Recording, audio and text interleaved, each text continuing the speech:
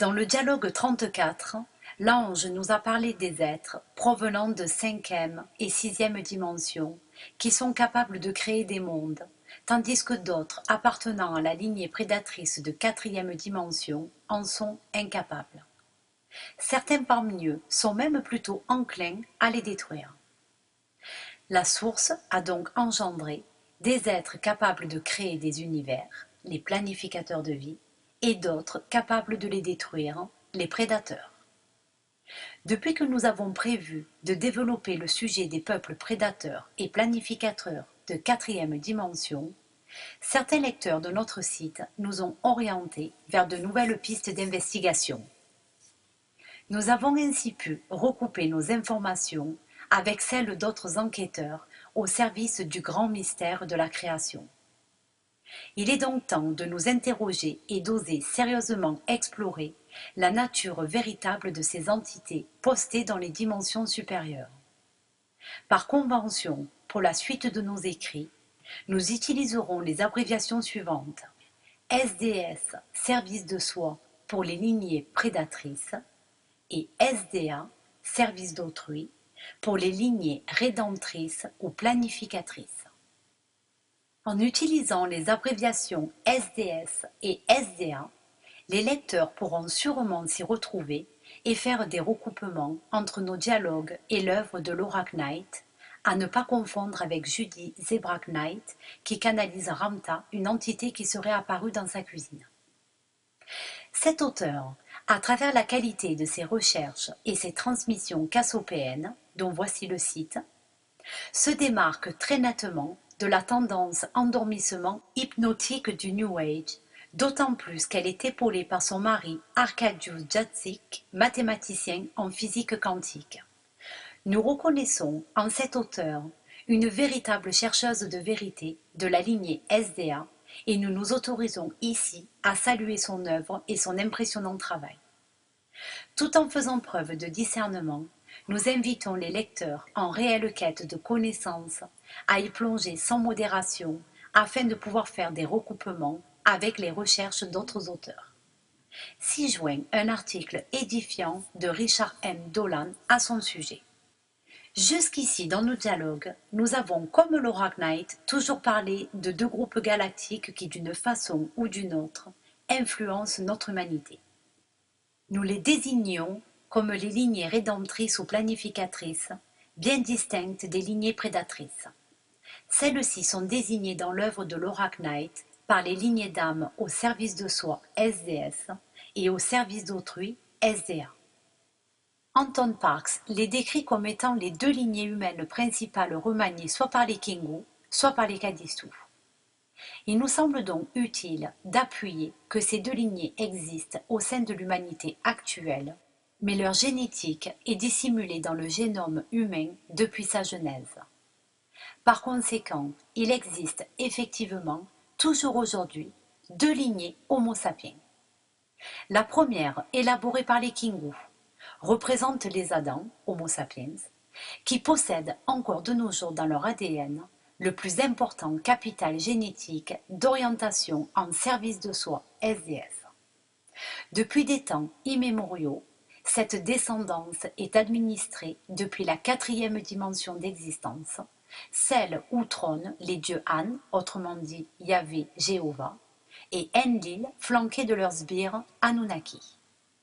Ils gouvernent notre monde de troisième dimension au travers du corpus occulte qui chapeaute les différents groupes de marionnettes de la Kabbale Illuminati. Le corpus occulte est la fameuse main qui manie les ciseaux. L'autre lignée humaine remaniée par les Kadistu, à qui a été implanté le Kiristos, a produit les Kiristi, ou filles ardents de la vie. Cette lignée correspond aujourd'hui aux individus qui possèdent le potentiel service d'autrui SDA le plus élevé. Cette deuxième lignée correspond de nos jours aux descendants de la lignée d'Enki, qui est un créateur de cette dimension. Ayant réactivé leur ADN, les descendants d'Enki œuvrent en collaboration avec les planificateurs de 5-6e dimension au sein de l'humanité pour sa rédemption. Ils représentent les indomptables évadés de la matrice, pointés du doigt comme étant les vilains petits canards par ceux justement qui n'ont pas encore réalisé qu'ils y sont encore confortablement assoupis. Nous mettons ici en lien un nouveau mail de Jacques Gérard Vaison, illustrant magnifiquement la réalité terrestre de ces deux lignées. Comment retrouver sa mission et sortir de l'amnésie? Depuis la genèse de ces deux lignées, et à quelques exceptions près, comme les lignées royales de sang bleu des Illuminati, le capital génétique de ces deux lignées s'est intimement mélangé au fil des réincarnations. Ce qui a pour résultat qu'en cette fin des temps, même les descendants Adam de la lignée des Kingu SDS possèdent quasiment le même potentiel que les SDA pour réaliser leur éveil et choisir la voie de l'ascension vers un plan de conscience plus élevé. Nous mettons ici en lien un article de Frédéric Aonde intitulé « Pourquoi je ne fête pas le Nouvel An ?» Avant de poursuivre les questions à l'ange, nous allons préciser ceci. Il est essentiel pour les lecteurs de comprendre que le chemin d'évolution vers la quatrième dimension comprend justement ces deux axes, SDS ou SDA, mais le cheminement vers la cinquième et la sixième dimension n'est plus qu'un cheminement uniquement orienté vers le service d'autrui, SDA. SDS ou SDA définit précisément le chemin d'évolution que chacun de nous, en tant qu'esprit incarné dans un corps humain, devons dès à présent choisir afin que notre âme puisse l'éprouver dans son cycle d'évolution à venir. Car l'âme est l'entité électromagnétique qui construit les programmes d'incarnation au travers des expériences de nos vies passées, présentes et futures, selon les choix de l'individu. Il s'agit donc de bien comprendre l'enjeu de cette transition et des multiples embûches qui se présentent encore à nous dans les derniers soubresauts de notre actuelle matrice de troisième dimension, afin de pouvoir choisir l'un des deux chemins, service de soi SDS ou service d'autrui SDA. Soulignons que ces deux chemins SDS et SDA représentent les deux polarités opposées que nous situerons par exemple sur une échelle de 0 à 100 aux deux extrêmes. Entre ces deux extrêmes se définissent toutes les possibilités de cheminement de l'âme en fonction du choix de l'individu et de sa capacité à dépasser les leçons de vie que lui propose son soi supérieur. L'humanité globalement se situe sur cette échelle très proche du centre et de l'équilibre, c'est-à-dire vers les 48-49%. Mais de par son processus karmique transdimensionnel non encore résolu, elle est encore sous l'influence de ses programmes de service de soi SDS.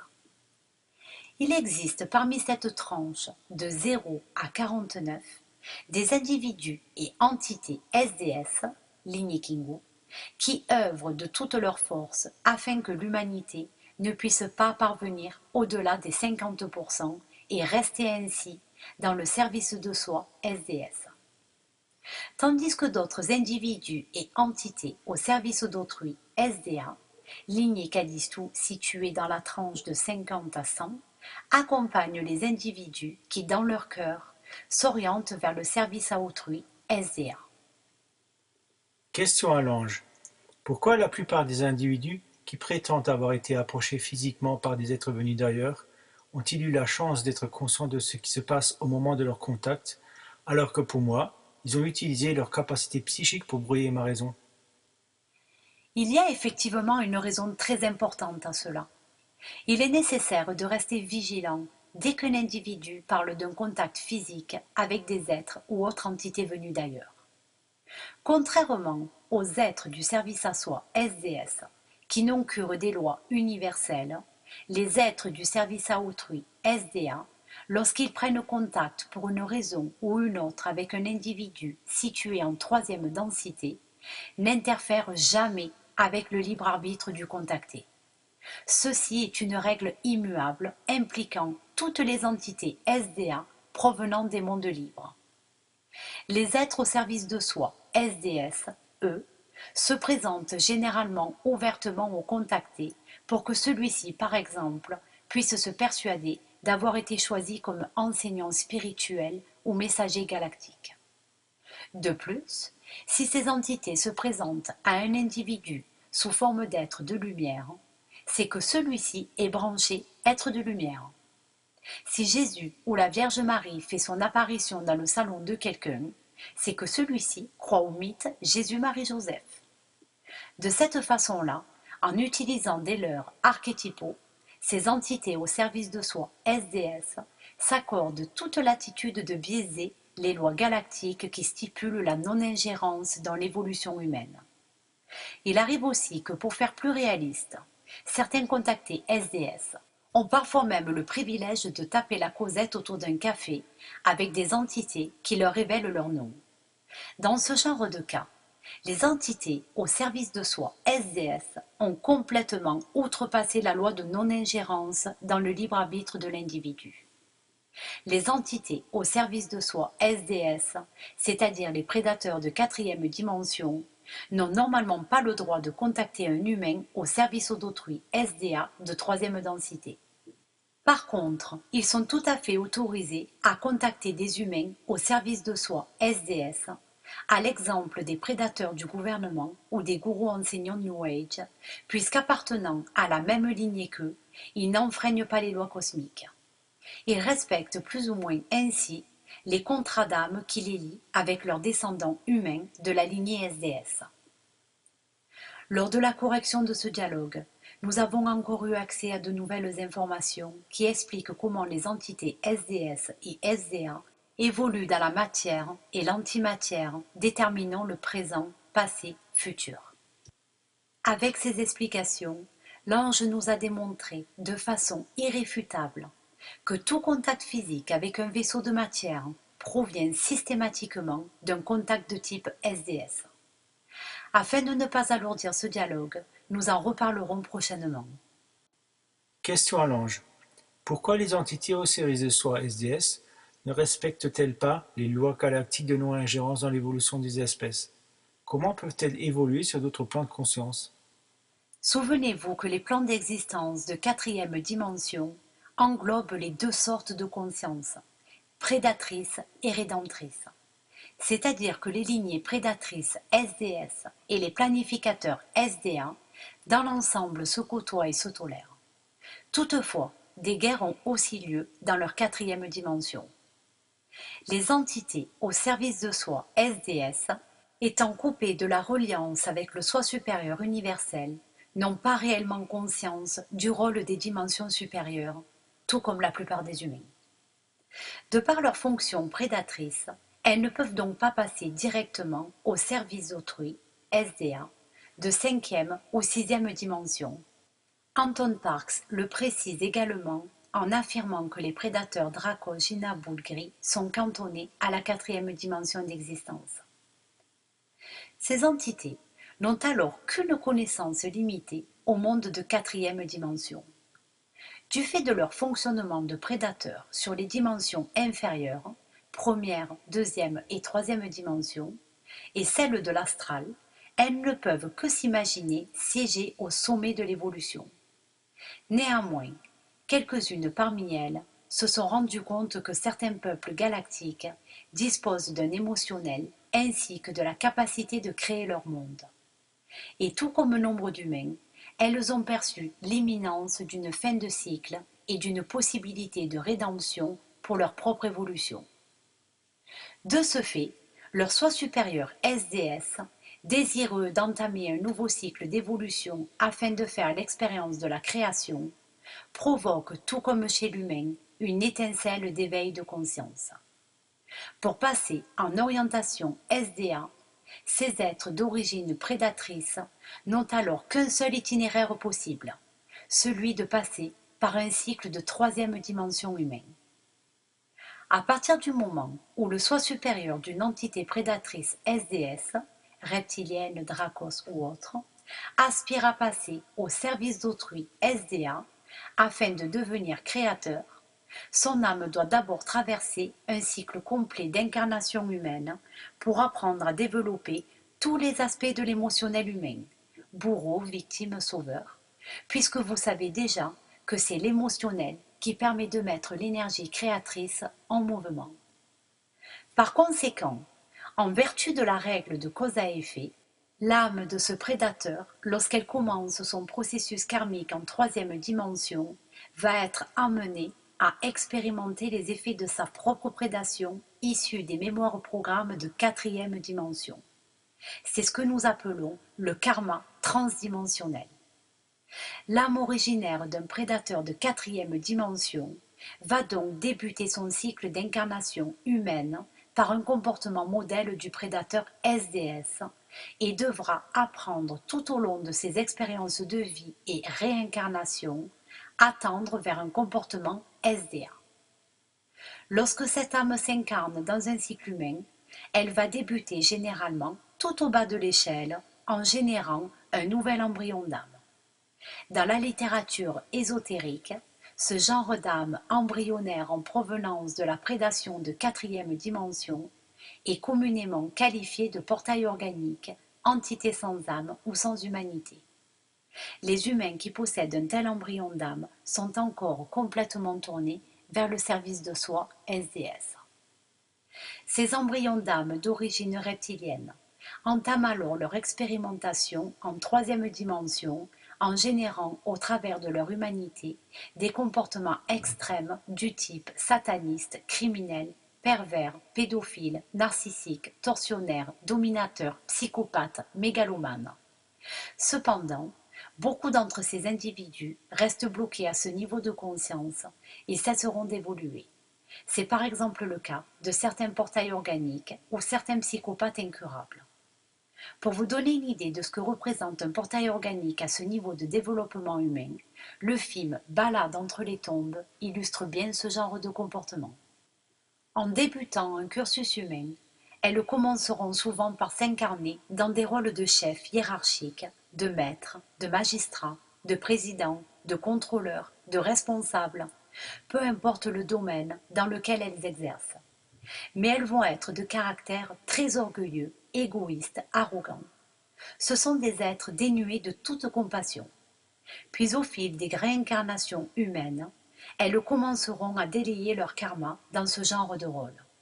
C'est pour cette raison qu'il est possible de rencontrer également des personnes à haute responsabilité, directeurs, chefs, magistrats, d'un caractère aimable, à l'écoute de leur personnel.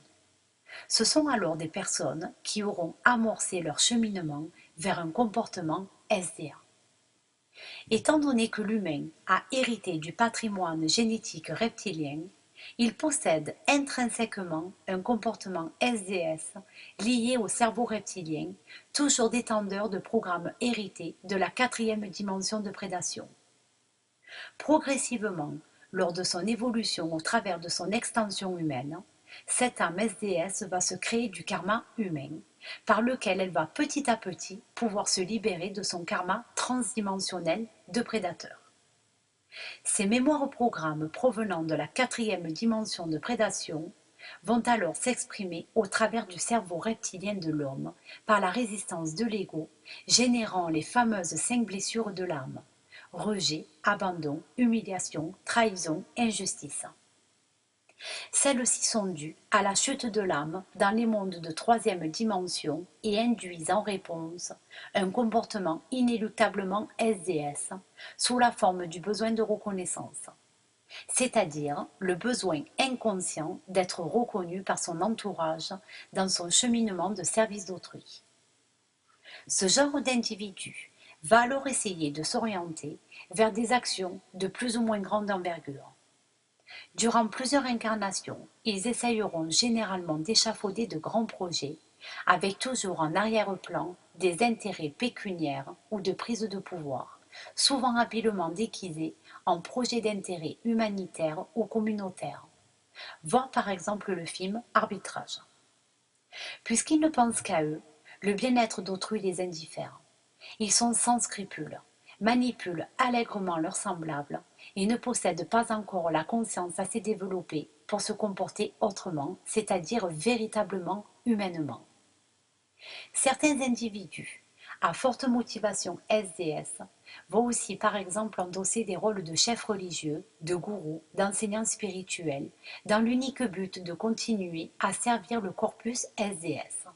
C'est-à-dire que ce sont des êtres qui cherchent la reconnaissance, mais cette fois-ci encore auprès de leurs semblables. D'ailleurs, certains parmi ces SDS prédateurs possèdent même des talents qui ne sont autres que des sortes de pouvoirs magiques hérités de leur opérateur contrôleur de quatrième dimension. Leur insolence masquée, en élevant leur pouvoir magique au service d'une cause, les autorise parfois même à se revendiquer dans des rôles de bienfaiteurs de l'humanité. Je préciserai cela par la suite.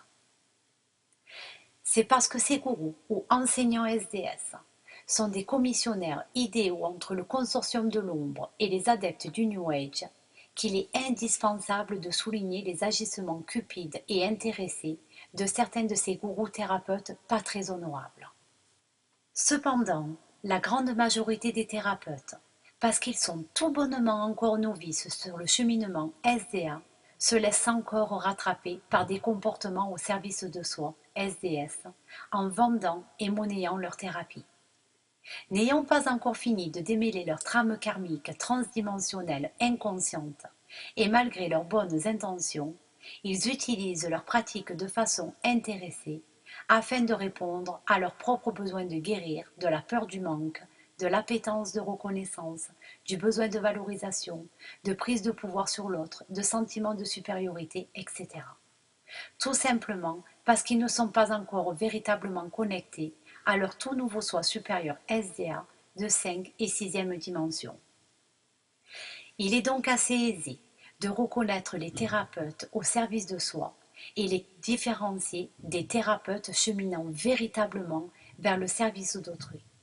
Cela simplement en observant leur manière de se faire rémunérer. Proposent-ils des tarifs fixes et affichés ou proposent-ils la liberté tarifaire à leurs clients au risque de ne pas être payés? Au fur et à mesure des prises de conscience de son hôte humain, l'âme SDS sur un cheminement SDA va être amenée à jouer un rôle de victime. L'individu sera alors confronté très douloureusement à toutes sortes de problématiques renvoyées par ses proches, par exemple des problèmes de rejet, de mésentente dans le couple, au travail, ainsi que toutes sortes de conflits avec son environnement extérieur. Ensuite, approchant de l'aboutissement karmique de ces incarnations de service de soi SDS, il endossera alors un rôle de sauveur-rédempteur à travers une vocation à l'image de celle de pompier, médecin, infirmier et autres corps soignants, puis finalement de thérapeute bénévole et gratuit. Même si en agissant de la sorte, il reste encore au service de soi, son comportement s'oriente résolument vers un service à autrui SDA. Ce n'est qu'après avoir expérimenté et conscientisé absolument tous ces schémas et comportements liés au karma transdimensionnel que l'âme peut accéder à des mondes de conscience supérieure. L'incarnation humaine représente donc véritablement un tremplin transdimensionnel pour les entités galactiques appelées à évoluer et à changer de plan de conscience et de ce fait de plan de dimension. Question à l'ange. Pour quelle raison les gens se laissent-ils si facilement manipuler par les mensonges du consortium New Age? Existerait-il un rapport avec l'orientation future de leur âme SDS ou SDA après leur transition physique ou leur décès? Avez-vous déjà remarqué que les humains ne se posent que très rarement la question de ce qu'il advienne après leur mort et évitent tout à fait d'en parler? Même la réincarnation demeure encore pour la plupart une énigme. Alors comment voulez-vous qu'ils puissent comprendre ce qui se passe réellement après la mort, puisque de leur vivant, ils n'ont fait que refouler leur peur et négliger leur processus karmique? N'ayant jamais appris de son vivant l'existence de deux possibilités de cheminement d'âme sur d'autres plans, comment voulez-vous que le défunt, lorsqu'il se retrouve dans les plans non physiques de l'astral, puisse choisir entre la voie du service de soi SDS ou celle du service d'autrui SDA et avoir une chance de sortir du processus de la réincarnation? L'humain après sa mort conservent exactement la même psyché, la même manière de penser, les mêmes croyances qu'au moment de son décès. Ainsi, lorsque durant son incarnation au service de soi, SDS, il n'a pas fait l'effort de se demander comment se libérer de ses croyances et de son karma pour comprendre comment passer dans un cursus au service d'autrui, SDA, il continuera alors à répéter perpétuellement ses comportements SDS et poursuivra son cycle de vie et de mort SDS jusqu'à ce qu'il comprenne. Il est encouragé en cela par les entités prédatrices de quatrième dimension qui ont tout intérêt à ce que le défunt ignorant retourne dans la matrice afin de continuer à le nourrir de son énergie. Les individus qui, durant leur dernière vie, ont accepté d'étudier leur karma en observant leur quotidien, n'auront plus aucune raison de tomber malades ou de mourir, puisqu'ils seront libérés de l'influence des forces destructrices maléfiques de quatrième dimension. Chacun d'entre eux aura donc la possibilité, à plus ou moins longue échéance, de quitter son corps de façon consciente ou alors de l'emporter avec lui sur d'autres plans dimensionnels lors du changement de polarité terrestre. Cela dépendra du niveau de conscience atteint à ce moment-là. Celui qui emportera son corps sera propulsé sur les plans supérieurs par un phénomène de dépolarisation de son âme et de sa physicalité. Selon sa conscience et l'intensité de sa reliance à son soi supérieur, il se retrouvera soit dans la quatrième dimension SDS ou cinquième ou sixième dimension SDA. Depuis toujours, des humains ayant accompli leur initiation SDA ont réussi à réaliser leur propre ascension dans un corps physique. Évidemment, ceux qui sont revenus en cette fin des temps et qui pourraient en témoigner ne seraient absolument pas pris au sérieux. Question à l'ange. Alors, comment peut-on différencier l'orientation service de soi SDS de celle du service d'autrui SDA et comment peut-elle être transposée dans le comportement de l'humain? Avant toute chose, sachez que l'homme, de par son incarnation dans un monde physique de dualité, est automatiquement et intrinsèquement de tendance service de soi. Il ne peut en être autrement, puisqu'il est systématiquement prédateur des formes de vie situées en première, deuxième et troisième dimension. Toutefois, le processus d'incarnation dans un cycle humain est l'initiation obligatoire qui doit pouvoir permettre à une âme SDS de débuter son cheminement en orientation SDA. Il est donc important, en prenant conscience des informations qui sont délivrées ici, de ne pas vous juger et de ne pas entrer en réaction si vous percevez un tel ou tel comportement dans votre vie actuelle, car forcément cela va être le cas. L'essentiel est de prendre conscience de votre attitude au service de soi SDS, puis grâce aux outils qui vous sont offerts à travers ces informations, de réajuster votre comportement afin de permettre à votre âme d'arriver à un certain équilibre comportemental et de parvenir à appréhender le cheminement véritable du service d'autrui SDA qui vous attend. Rappelons encore une fois que les plans supérieurs de quatrième dimension englobent simultanément les consciences prédatrices et rédemptrices. C'est-à-dire qu'en quatrième dimension de densité et de conscience, les lignées prédatrices SDS et les planificateurs SDA, dans l'ensemble se côtoient et sont obligés de se tolérer. Mais des guerres ont lieu aussi dans ces dimensions supérieures. Cependant, entre ces deux polarités, SDS et SDA, il existe tout un éventail de comportements qui dépendent de la densité et de la dimension d'existence dans laquelle l'âme s'expérimente. À savoir que le pourcentage SDS-SDA dépend d'une entité à une autre, d'une race galactique à une autre, d'un être à un autre, d'un humain à un autre. Cela en fonction de sa lignée d'origine et du cheminement que l'âme a déjà parcouru. Vous savez donc déjà que les SDS ont un comportement de prédation sur toutes les formes de vie, tandis que les SDA sont principalement au service et respectent ces mêmes formes de vie. Les entités SDS de quatrième dimension ont la possibilité de manipuler l'humain exactement de la même façon que celui-ci le fait avec les animaux domestiques et le bétail. Ils ont mis en place à cet effet une prison invisible, un treillis électromagnétique qui n'est autre que la fameuse grille magnétique en forme de fleur de vie, englobant la Terre et que les humains trompés identifient à une géométrie sacrée. J'en parlerai un peu plus précisément dans un prochain dialogue. Les entités originaires de la caste du service à soi, SDS, ont tout intérêt à maintenir leur cheptel humain sous leur coupe. À cette fin, ils utilisent leur capacité à voyager dans l'intemporalité éthérique pour pénétrer dans le subconscient de l'individu en manipulant sa perception de la réalité.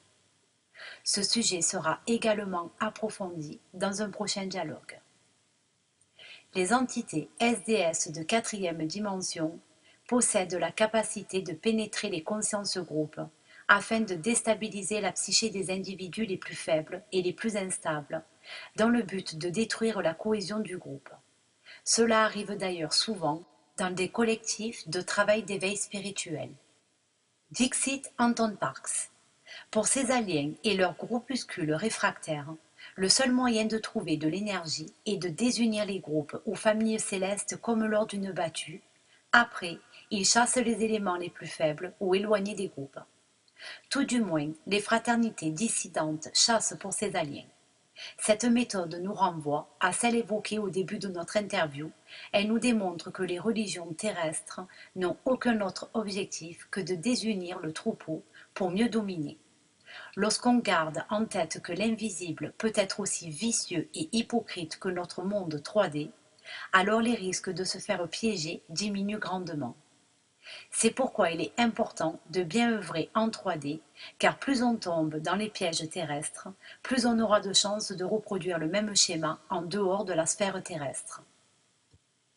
Ces prédateurs hyperdimensionnels SDS de quatrième dimension savent donc contrôler facilement leur agent humain par télépathie sans que ceux-ci ni le groupe ne s'en rendent compte. De sorte que ces agents, sous influence de leur opérateur contrôleur de quatrième dimension, parviennent généralement à pénétrer la psyché d'autres individus afin de les influencer ou même de les dominer. Parfois même, certains prédateurs hyperdimensionnels transmettent un savoir spirituel ou intellectuel au travers du canal égotique d'une marionnette choisie habilement. Ils parviennent ainsi jusqu'à envahir complètement la conscience de personnes présentes lors d'une réunion, d'une conférence, d'un channeling, et par conséquent corrompre entièrement leur capacité de discernement. Ces individus, alors pilotés par une conscience SDS, jouissent d'un mépris total pour le chagrin ou la souffrance d'autrui. Ils possèdent même la capacité de simuler un comportement altruiste afin de pousser celui ou ceux qui souffrent à choisir sa compagnie. Les entités SDS de quatrième dimension savent aussi que pour asservir profitablement et à long terme une victime, ils doivent parvenir à ce que celle-ci soit consentante, c'est-à-dire qu'à travers son libre arbitre, elle accepte son asservissement. N'est-ce pas par exemple le cas pour les gourous et leurs adeptes? Contrairement aux SDS, les êtres au service d'autrui SDA possèdent une éthique qui ne les autorise absolument pas à induire ce genre de manipulation dans la psyché humaine. De plus, les humains parvenus au stade vibratoire SDA ne sont plus ciblés par les prédateurs de quatrième dimension, tout simplement parce que ceux-ci ne supportent plus la fréquence vibratoire d'un individu entièrement investi par son soi supérieur. Les individus cheminant vers une conscience SDA cherchent alors simplement à développer et étendre leurs connaissances par un travail de partage d'informations en consentant sincèrement à donner et à recevoir. Ils sont naturellement empreints d'altruisme et de créativité. Leur capacité d'empathie leur concède la faculté de se connecter aux pensées des autres, de ressentir leurs sentiments, de comprendre leurs expériences et de les partager avec eux. C'est pour cette raison que les individus à tendance SDA savent se préoccuper de la souffrance qu'éprouve autrui et cela peut dans certains cas leur soulever énormément de peine, de chagrin et même de la culpabilité lorsqu'ils constatent leur impuissance à ne pas pouvoir les aider ou à les réconforter. Les SDS ne respectent absolument pas la loi de non-ingérence ni le libre arbitre de l'individu, alors que les SDA en ont une profonde conscience et respectent ces lois universelles quoi qu'il arrive. C'est justement cet état d'esprit de non-ingérence qui les caractérise et qui leur interdit, même si des cas extrêmes se présentent, d'agir ouvertement au sein de l'humanité. Les entités SDS se présentent souvent ouvertement aux contactés. Ils se désignent généralement par des prénoms ou des origines galactiques fictives afin de rassurer et flatter l'ego de l'individu contacté. Tandis que les SDA restent toujours incognito pour respecter l'émotionnel de l'individu, son intégrité et son propre cheminement spirituel. Et s'ils sont amenés à intervenir pour transmettre des informations à des individus descendants de leur lignée, ils communiquent toujours leur enseignement par imprégnation psychique au travers du soi supérieur de l'individu. L'esprit SDS a tendance à s'approprier un enseignement ou à pratiquer la rétention d'informations pour manipuler la véritable connaissance à des fins de pouvoir et de domination, alors que l'esprit SDA possède des valeurs essentielles qu'il partage sans restriction. Il diffuse toutes les informations qu'il possède et qui sont nécessaires à l'acquisition de la connaissance. Les SDS prédateurs sont satisfaits et comblés par leur propre évolution. Ils n'ont le souci que de leur propre survie et de leur propre bien-être. Ils sont de nature orgueilleuse, égoïste, avare, et ne se préoccupant nullement du bien-être d'autrui, et peuvent faire montre de cruauté. Alors que les SDA regroupent toutes sortes d'êtres physiques et non physiques dévoués à l'évolution de l'humanité, de toute autre forme de conscience sur Terre, les règnes minéral, végétal et animal, et sur les autres planètes, systèmes galactiques, et ceci jusqu'aux confins de l'univers. Les êtres SDS se contentent d'une discipline d'autocontemplation de l'ego, contemplation du petit jeu. Ils sont fiers d'eux-mêmes, de leur cheminement, et parce qu'ils n'ont pas conscience de leur fausse modestie et du jeu de leur ego, ils font souvent commerce de leur acquis spirituel. Tandis que l'individu SDA a simplement conscience que son schéma d'évolution lui a été proposé par sa conscience supérieure de 5 ou 6e dimension.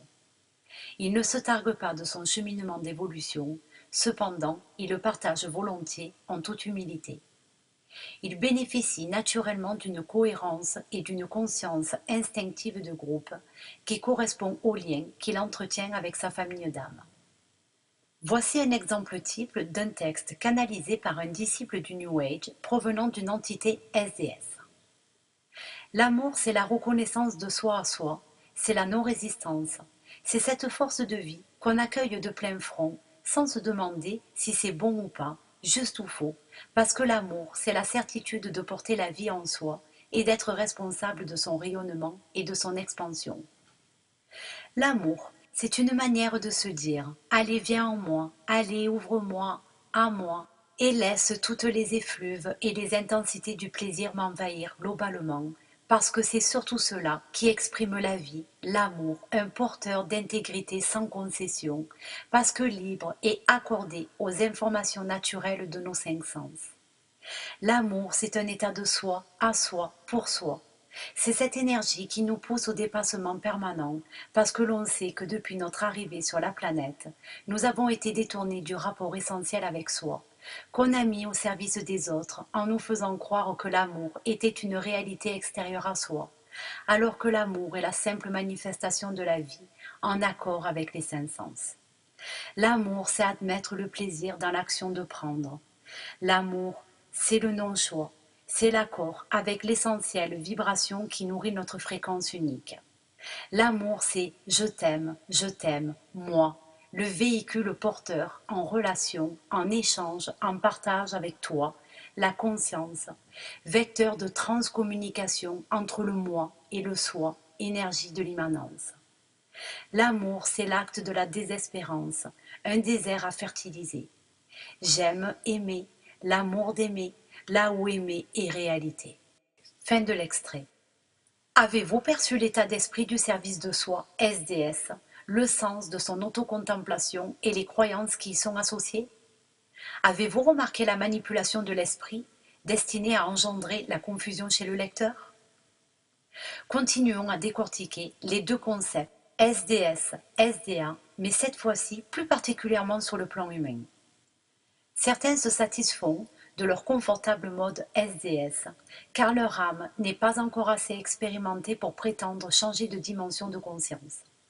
Ils n'ont donc aucune raison de se remettre en question, soit. Alors que d'autres, littéralement bousculés par leur âme, se démènent ardemment pour sortir du fonctionnement SDS et de la conscience limitée par la matrice pour être fin prêt au moment de l'ascension définitive de l'âme dans les 5 ou 6e dimensions. Comprenez bien que les deux extrêmes sont présentés ici pour établir la distinction entre le comportement SDS et celui de SDA. L'objectif n'est pas de vous juger, de vous culpabiliser ou de rejeter ce qui est écrit, mais d'être informé et être amené à la réflexion pour pouvoir ajuster votre comportement.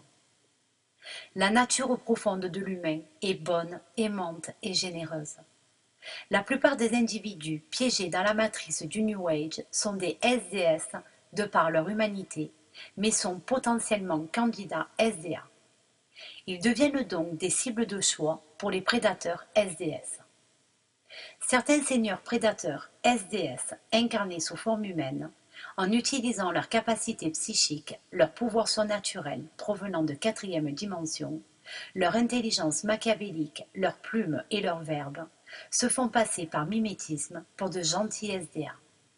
Ces humains mutants SDS ont la capacité de modifier artificiellement leurs vibrations pour adopter une fréquence différente de celle de la prédation et entrer en résonance avec celle d'un véritable humain. Ils passent donc inaperçus pour les individus véritablement candidats SDA. Parmi ces mutants, beaucoup sont ces célèbres gourous qui éblouissent leur bigot par une lumière, un amour travesti et falsifié dans le seul but de briller. Ils détournent ainsi leurs dévots de toute possibilité de rédemption karmique. Ces dévots sont donc pour la plupart des candidats SDA. Mais comme ils ont peur d'aller sonder leur karma et qu'ils ne sont jamais allés à la recherche de la connaissance, ils ne possèdent pas assez de discernement pour identifier le traquenard dans lequel ils sont tombés. Du fait de leur passivité et de leur résignation, ces candidats SDA retombent inexorablement dans un comportement SDS. Un SDA n'est donc jamais dévot de quelqu'un, d'une entité extérieure à lui-même. Un individu SDA ne peut éprouver de la dévotion que pour son propre soi supérieur, à ne pas confondre avec l'individu SDS qui, lui, est au service de son petit soi, le jeu de son ego diablotin. Il s'agit donc de ne pas confondre ego spirituel avec connexion au soi supérieur. Lors de grandes célébrations, les individus SDS font toujours appel à des entités des mondes chamaniques. C'est par exemple le cas dans les religions, les cérémonies maçonniques, la sorcellerie, la magie noire, les rituels du New Age, qui attirent généralement des entités du monde astral ou de 4e dimension SDS. Tandis qu'un SDA a conscience de l'omniprésence de l'énergie de la source. Il sait qu'un rituel, quel qu'il soit, fait systématiquement appel à des forces de l'astral ou de 4e dimension. L'individu SDA, ayant complètement intégré son soi supérieur, est devenu autonome. Il n'a donc nul besoin de faire appel à d'autres énergies, car il a connaissance que tout rite, protocole ou cérémonial l'enferme inexorablement dans les artifices de la matrice du service de soi, par le biais de l'utilisation ou de la création d'égrégores spécialisés. Contrairement aux SDS, les individus SDA ont appris à se connecter à leur soi supérieur. Ils ne canalisent jamais d'êtres de lumière, d'entités X ou Y ou autres. Les enseignements qu'ils transmettent correspondent donc uniquement à des mises en situation et à des convictions inspirées par leur conscience supérieure qu'ils partagent au travers de leur quotidien. Un individu SDS, comme un individu cheminant en SDA, peut acquérir un savoir ésotérique en étudiant la gnose, être renseigné par rapport à la multidimensionnalité et en connaître long sur les formes d'existence dans le cosmos. Mais en aucun cas, un savoir ésotérique n'élève sa fréquence vibratoire. Celle-ci est uniquement en fonction de la véritable connaissance qui a été vécue, intégrée et métabolisée par l'intermédiaire de l'émotionnel de l'individu. Il est difficile d'expliquer le sens du bien et du mal à un humain, car dans sa psyché, les mauvaises choses arrivent trop souvent à des gens bien. Ainsi, lorsqu'un individu possédant une énergie majoritairement SDA essaye de faire le bien, il se fait automatiquement rabrouer, réprimander, critiquer par la société humaine, car celle-ci, SDS, ne supporte pas la vibration d'un individu à forte résonance SDA. Par exemple, Gandhi, Nikola Tesla, le docteur Hammer et bien d'autres. Mais lorsqu'un individu SDS réalise quelque chose de bien, il est immédiatement soutenu, adulé, glorifié, acclamé, ovationné par la société, les institutions, et il est souvent sollicité par des fondations telles que les ONG, l'ONU, l'UNESCO. Pour bien différencier un individu SDS d'un individu SDA, il est important de prendre en compte le schéma de l'autosatisfaction physique et matérielle. Tout humain, à partir du moment où il est incarné dans un monde de troisième dimension de dualité, est automatiquement projeté dans un mode de comportement SDS. Puisqu'il est dépendant du plan physique au travers de son fonctionnement égotique, ce plan de troisième dimension est donc censé lui procurer une certaine forme de satisfaction. Il existe alors mécaniquement, si je puis dire, une disproportion entre le monde physique auquel il s'identifie à cause de l'ego et les mondes éthériques auxquels sont reliés son soi supérieur et les dimensions multiples de son être-té. De par sa nature, l'humain complètement coupé du monde éthérique est perpétuellement dépendant du plaisir physique et de ses besoins matériels de troisième dimension. Il est donc fondamentalement face au dilemme engendré par les deux polarités de la dualité, celui du bien ou du mal. Est-ce bien ou mal de se donner du plaisir? Est-ce bien ou mal de regarder quelque chose de beau? Est-ce bien ou mal de voler une pomme sur un étalage lorsqu'on meurt de faim? Est-ce bien ou mal de relever la laideur ou de contempler la beauté? Est-ce bien ou mal d'écouter de la techno? Est-ce bien ou mal d'avoir recours à l'euthanasie? Est-ce bien ou mal de parler de l'ombre ou de la lumière, des anges et des démons? Le monde de troisième dimension regorge de dilemmes de toutes sortes. L'environnement de l'humain a été conçu par la source et les contextes de sa vie par son soi supérieur. Il est donc censé s'élever spirituellement dans son environnement en résolvant ses dilemmes et en ayant conscience que justement ceux-ci lui sont offerts par la source pour expérimenter la vie au travers de son libre arbitre. Alors comment l'humain, foncièrement SDS de par la constitution de son ego reptilien et de son questionnement continuel sur le bien et le mal, peut-il devenir candidat à un monde SDA? La réponse est simple. En usant du libre arbitre et de son intelligence humaine afin qu'à tout instant il puisse réapprendre à respecter l'environnement que lui offre la conscience de son créateur. L'individu est donc appelé à prendre conscience de ces mécanismes de contrôle instinctif qui se dissimulent derrière toute forme d'autosatisfaction physique et qui sont inéluctablement générateurs d'un processus karmique. Pour cela, il est indispensable de comprendre le mécanisme émotionnel qui, sur le plan quantique, génère la circulation de l'énergie. Et comme pour tout mécanisme, il existe une clé afin de le mettre en marche ou de l'arrêter. Quelle est-elle donc? L'envie de posséder représente cette fameuse clé. L'individu SDS possède. Il possède et amasse tout ce qu'il peut acquérir. Il possède ses terres, son argent, sa maison, ses propriétés, ses voitures, ses animaux, son bétail, sa femme ou son homme, ses titres, son travail, etc. Ceci m'appartient, je suis propriétaire d'eux, j'en suis maître, c'est à moi. Lorsqu'il se promène parmi les fleurs, Il ne pourra pas résister à l'envie de les cueillir, de se les approprier pour en réaliser un gros bouquet afin de décorer sa maison. L'humain SDS est confronté en permanence au besoin de se valoriser au travers de compétitions, de rivalités, de concurrences, d'exploits pour être adulé, plaire, briller, être reconnu. En exemple, compétition sportive, en politique, dans le divertissement, au travail. Il éprouve souvent le besoin d'être reconnu par la famille, ses pairs, la société. Il accumulera alors diplômes, prix, trophées, titres, grades, médailles. L'individu SDS a souvent tendance à prendre ses désirs pour des réalités. Il fera donc tout ce qui est en son pouvoir au travers de l'ego pour que ses désirs se matérialisent. Dans son fonctionnement SDS, le don gratuit n'existe pas et comme il est incapable de faire confiance à son soi supérieur, il travaille dur, compte son argent, l'économise, fait des réserves, des prévisions, contracte des assurances, des épargnes. Souvent même, il cherche à s'approprier le bien des autres. Pour cela, il vole, ment, triche, surveille, épie, espionne, puis trompe, arnaque et devient jaloux, possessif, envieux, orgueilleux. Et si par infortune, il se voit obligé de faire un don, l'individu SDS cherchera automatiquement une compensation en retour. Je te donne ceci, qu'est-ce que tu me donnes en retour? Je te prodigue un soin, tu me dois de l'argent, ou que me donnes-tu en échange? Il va donc systématiquement demander une contrepartie financière sous forme de publicité, de rémunération ou d'échange, et parfois même d'ordre affectif. Il est incapable de donner, de réaliser un don véritable sans attente d'un retour, car il ignore ou a oublié le fonctionnement de l'énergie au sein de l'univers quantique. Il ignore aussi que le flux de l'énergie universelle est abondance omniprésente, car provenant de la prodigalité de la source.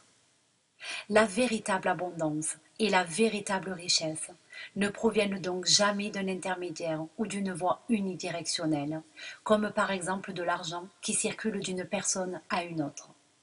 Cette énergie libre, puisque omniprésente, lorsqu'elle n'est pas contrôlée, dirigée, stockée par la peur du manque de l'ego, devient alors une véritable source d'abondance. L'abondance d'argent peut parfois même arriver par des moyens inimaginables pour l'esprit humain. L'individu SDS est donc impliqué de façon permanente dans un processus karmique avec son environnement, puisqu'il est conditionné à gérer et contrôler le flux de l'énergie afin de répondre à ses besoins égotiques d'autosatisfaction physique. Il est alors sans cesse amené à violer le libre arbitre de son prochain, par exemple en proposant une aide à quelqu'un qui ne l'a pas demandé. Sans s'en rendre compte, cet individu va générer de l'intrusion énergétique qui n'est autre qu'une forme de prédation énergétique inconsciente. Inversement, l'individu qui se réalise dans l'orientation SDA est incapable de jouir de la vie sans éprouver le besoin de posséder. Il se satisfait de ce que lui offre la vie. Il n'éprouve aucun besoin d'être propriétaire, de posséder, d'amasser, de conquérir. Il n'a pas besoin d'acquérir de terres, faire des réserves d'argent, collectionner des voitures, parquer les animaux, se marier pour posséder une épouse ou un mari. Peu de choses lui appartiennent. Il n'éprouve pas le besoin de devenir maître de quelque chose, de dominer ou posséder autrui. Cela ne signifie aucunement qu'il se prive de quoi que ce soit, mais il a cessé de s'identifier aux choses en leur attribuant une quelconque valeur par résonance égotique. Lorsqu'il se promène parmi les fleurs, l'individu SDA se contentera de humer leur parfum, de prendre le temps de les admirer. Il n'en fera pas un gros bouquet pour décorer son intérieur. L'humain SDA n'a cure d'être valorisé. Il ne s'intéresse alors ni aux compétitions ni aux exploits des autres. Il ne ressent aucun besoin d'être reconnu, honoré, récompensé. Il n'éprouve nulle nécessité d'être gratifié au travers de titres, diplômes, prix, trophées. Pour un individu SDA, le don gratuit est volontaire. Il n'a pas besoin de compter son argent parce que le nécessaire lui est toujours donné.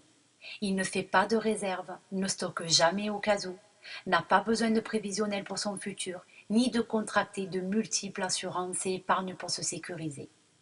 Il ne cherche jamais à s'approprier le bien des autres. Il n'a nul besoin de voler, mentir, tricher, surveiller, épier, espionner, tromper, arnaquer. Il n'a donc aucune raison de devenir jaloux, possessif, envieux, orgueilleux. S'il est amené à faire un don, il ne cherche jamais de compensation en retour. Il se contente de « je te donne ceci, fais-en bon usage ». S'il prodigue un soin, il ne demande jamais de compensation, ni argent, ni retour, ni échange. L'individu en orientation SDA, s'il exerce encore en tant que thérapeute, a appris à donner sans attente d'un retour, en réalisant un véritable don de soi, mais uniquement à celui qui le lui demande, car il possède le discernement nécessaire pour éviter toute ingérence dans le processus karmique d'autrui, et cela sans violer son libre arbitre. Ce genre de thérapeute existe réellement, mais n'a jamais pignon sur rue, et si vous en avez besoin, vous allez être naturellement guidé à le rencontrer. Un thérapeute de motivation SDA, lorsqu'il sera complètement réalisé dans le service d'autrui, cessera finalement d'être thérapeute et ne s'affichera plus en tant que tel. Il aura réalisé que pour guérir le monde de souffrance dans lequel il évolue, il se contentera de guérir les multiples visages de son propre karma humain et transdimensionnel. Il aura parfaitement intégré que tout ce qu'il voit, entend et perçoit n'est que projection de ses propres croyances et aura admis que celles-ci se matérialisent en raison des mémoires programmes engrammés dans l'ADN que lui-même projette dans le monde. Par conséquent, il aura accepté que pour guérir les gens qui habitent son monde, il lui suffira de guérir de ses propres blessures, de ses propres projections et de s'amender de ses propres croyances. En rapportant à soi la douleur du monde, en l'intégrant, la pleurant, la ressentant, la métabolisant parfois jusque dans ses tripes, il aura accepté qu'en transmuant cette douleur à travers son propre émotionnel, il permettra à l'âme d'autrui de guérir de la souffrance que son hôte n'est pas capable de voir ou de ressentir. Ce n'est que de cette manière qu'un véritable thérapeute accompli, un authentique chaman, un maître ascensionné SDA opère. Et ce n'est que de cette manière qu'un SDA accompli participe à la guérison de l'humanité. Maintenant, savez-vous pourquoi un tel individu SDA est capable d'un tel état d'esprit de dénuement? Parce qu'il a acquis la sagesse au travers de la connaissance, en comprenant que tous ses désirs ne sont que des croyances illusoires manifestées par son ego. Cependant, puisqu'il a appris au fil de ses incarnations à faire confiance à son soi supérieur, il sait que désormais celui-ci, quoi qu'il arrive, comblera ses besoins sans faillir, cela toujours dans les limites de et dans l'équilibre pour son plus grand bien. L'individu SDA se rappelle et a compris le fonctionnement de l'énergie au sein de l'univers quantique. Il sait que le flux de l'énergie universelle n'est non pas unidirectionnel mais omniprésent. Et de ce fait, il éprouve ni le besoin ni ne demande à être indemnisé par celui à qui il a proposé le don. Il possède la connaissance de la véritable loi d'attraction et expérimente quotidiennement la liberté, l'abondance, la joie et l'amour véritable que lui procure l'omniprésence de l'énergie universelle. L'individu SDA a totalement confiance en la guidance de son soi supérieur. Il a acquis la sagesse et le véritable discernement. Car depuis longtemps, il est parti à la recherche du Graal, la connaissance originelle qui désormais lui offre l'abondance universelle. L'humanité est ce qu'elle est, le progrès est le progrès. Si l'humain, en toute honnêteté, pouvait être ce qu'il est déjà de par son essence, et exister sans violer le libre arbitre des autres dans cette troisième dimension, il pourrait réellement s'orienter et retrouver sa véritable nature qui est celle d'être au service d'autrui, SDA.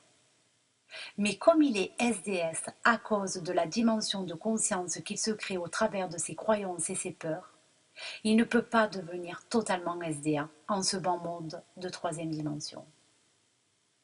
Conséquemment et progressivement durant son cursus d'incarnation, L'humain devrait apprendre à se défaire de ces schémas de prédateurs SDS afin de conduire son âme vers l'expérimentation SDA. Aussi, avant de pouvoir prétendre réussir son ascension sur des plans de conscience supérieurs, tout individu devra être affranchi des dernières reliques de son karma et comprendre comment ne plus en générer, en veillant à ne pas exercer d'ingérence dans la vie d'autrui. Dans sa vie présente, les reliques karmiques sont représentées par ce qu'il peut percevoir de son comportement SDS. C'est la raison pour laquelle, dans sa dernière incarnation de fin de cycle, tout individu est fortement invité à tendre au maximum vers un comportement au service d'autrui SDA. Comme le disait d'une certaine façon Yeshua, le royaume de l'homme véritable, c'est-à-dire SDA, n'est pas de ce monde. Il appartient à l'humain de 5, 6e dimension de conscience. Alors pour se libérer de tout processus karmique et par la même occasion sortir du comportement SDS humain, il n'existe qu'une seule solution. Faire entièrement confiance en la guidance de son soi supérieur pour ne plus succomber à la tentation de vouloir absolument tout posséder, contrôler, maîtriser, vérifier, induite par vos innombrables peurs, et en prenant conscience des incalculables schémas de culpabilité qui vous emprisonnent dans la matrice de troisième dimension.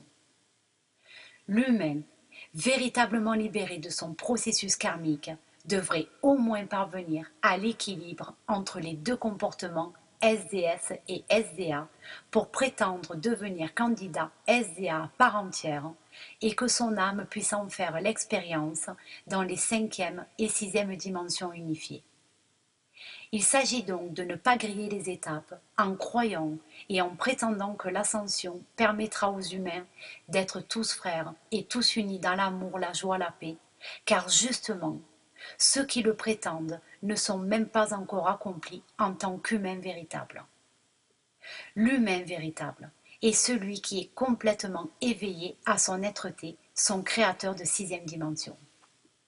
Voilà pourquoi une petite partie des âmes humaines ascensionneront pour retourner à leur source originelle et pourquoi la majeure partie choisira de ne pas le faire. Pour conclure, il est important de répéter que les entités SDS et SDA contribuent à l'équilibre des forces dans les mondes de matière de troisième dimension. Il devrait en être ainsi. Cependant, comme souvent, à chaque fin de cycle, les forces SDS dans votre galaxie ont réussi à consigner de multiples mondes de dualité tels que la Terre, dans un cycle de fonctionnement au service de soi.